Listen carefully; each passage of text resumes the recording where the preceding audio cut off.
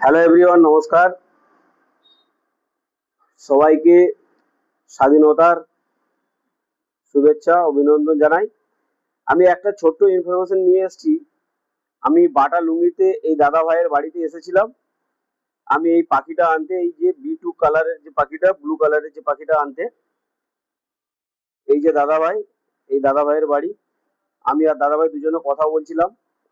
কথা বলতে বলতে হঠাৎ করে এই যে দেখুন পাশে জানালা রয়েছে, এই জানালায় জিরো, একদম জিরো জিরো ফুটো রয়েছে, ছোট ছোট। সেই ফুটো থেকে কিভাবে, কোথা থেকে এসেছে জানি না, এই সাপটা দেখুন কত বড় সাপ। এই সাপটা কোথা থেকে ঢুকেছে জানি না, আমি আর চোখে পড়লো। আমি আবার দাদাভাইকে বললাম, উনি মারলো। তো ভাই, পাখি সবার শখের পাখি, একটু খুব সাবধানে রাখবেন, কারণ এই বর্ষাকাল, বর্ষাকালে পাখি সবাই শখের পাখি। কারণ কোথা থেকে কি আসবে না আসবে সেগুলো খুব সাবধান সতর্কতার মূলক রাখবেন।